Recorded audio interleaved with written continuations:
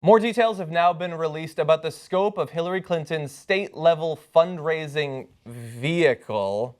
I believe it's a scheme, but everyone else is calling it a vehicle, so I'll put that in quotation marks.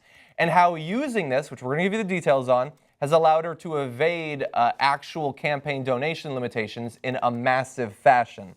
So she has this thing, the Hillary Victory Fund, where she basically works in conjunction with the states to raise money for the state Democratic parties. And we've been hearing so much about this recently, about she's the Democrat who's working for other Democrats. Bernie Sanders is the selfish one who's only inspiring a generation to vote for that party. And so she gets all this credit. Turns out she doesn't deserve the credit. Less than 1% of the $61 million raised by the Hillary Victory Fund has stayed in the state's party coffers, according to a political analysis of the latest FEC filings. Now, here are the raw numbers. The Victory Fund has transferred almost $4 million to the state parties, but almost all of that cash, 88% of it, was quickly transferred to the DNC, that's the Democratic National Committee, usually within a day or two, by the Clinton staffer who controls the committee.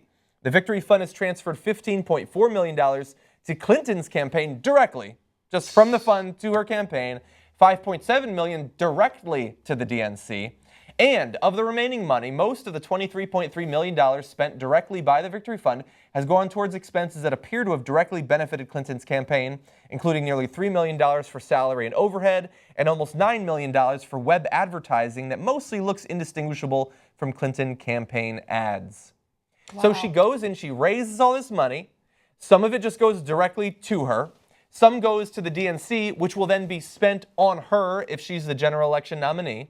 Some is spent by the fund on her. Yep. And some is given to the Democratic state committees, which they then a day later send to the DNC to be spent on her. And then for their trouble, they keep 1%, which is less than like a Wall Street fee on the money transfer. Ironic. Well, go ahead. I think the worst part about this is, look, I get it. The DNC has been very supportive of Clinton from the get-go. Yeah. They want her to win the nomination. They want her to win the general election. So I get their reasoning in spending the majority of this money on her. But the part of it that really gets to me is the attacks on Bernie Sanders and this whole notion that he's in it for himself, that he's not doing anything to raise money for the party. He's doing everything he can to become the nominee, to raise the money for himself, even though they're small donations, and to ultimately win the general election. Well, you can't go ahead and attack him for not doing enough for you and your colleagues, when in reality, you're the person who's doing exactly what you're blaming him for, right? Mm-hmm. You're accusing him of doing exactly what you're doing. So you're raising money for yourself and your own needs. It's not about the party. You don't care about the party. I mean, you are listed as a Democrat, but your policies are anything but. So I can't stand that. The attacks, the unfair attacks that Bernie Sanders has had to deal with, and the amount of Hillary supporters that just keep regurgitating those attacks as if they're real. Yeah. So this is when George Clooney was criticized for the $330,000 a plate dinner. His defense that I saw him go on with Chuck Todd, and he said that this was to help down ballot Democrats. That's what this was about, this has already been reported. That's what this was. Yeah. But this is going to her super PAC. This really isn't going. Some of it goes temporarily to the state party, who then gives it over. And it's not like they just all happen to want to give to the DNC. It's Clinton staffers who make that choice for the state level party. Right. So from top to bottom, it's being led by Hillary Clinton and her campaign. Right. And so this should be a bigger deal. This should be a big deal. It should be a big deal. And so, look, we want to give credit to Margot Kidder of Counterpunch, who about a month ago had one of the first big articles about this. This new information gives you an idea of how the huge sums of money that we're talking about. And also, I mean, most amazingly, that less than 1% actually stays with the state parties. But I want to give you an idea of why this is so important. So for one thing, it's what Anna was saying. It's that it allows her to attack Bernie Sanders for something that she herself is 100% guilty of. And but the other thing is that this may not be illegal, but this is 100% designed to get around the limitations on how much you can donate to a to a particular campaign. You're supposed to be able to give something like $2,700. But look at these numbers in terms of how much you can actually give if you're George Clooney or one of the people who goes to his dinners. In the case of the Hillary Victory Fund, the maximum donation in 2016 is $356,000. based on maximum donations of $2,700 to Hillary for America, which is supposed to be the cap. Then $33,000 to the DNC, which goes to Hillary. $10,000 to the federal accounts of each of the 32 state parties, which goes to Hillary.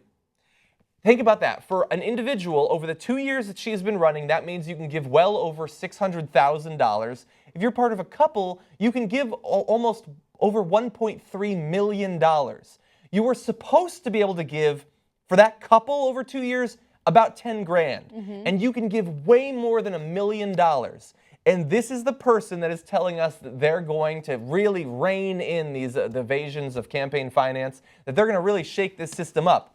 This is apparently legal, apparently, but it 100% should not be. And the DNC needs to be. Well, do you have any proof that that money has corrupted her?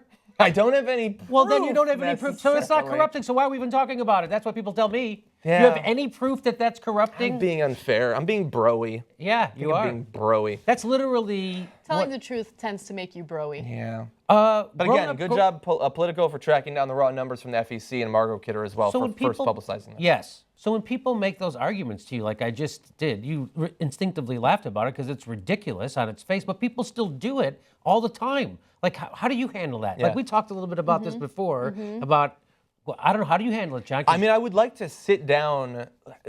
I mean, I don't respond generally. I mute a lot of people on Twitter, to be honest.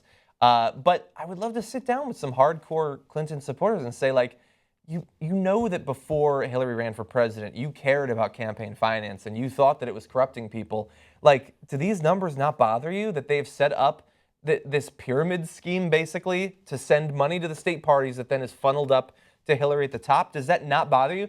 And they would say maybe pragmatically, well, look, I mean, it's a rough system, but she's got to win, which is just giving up on your principles. It's just saying, well, whatever I said, I only mean it about the Republicans. I don't actually care if the Democrats do it.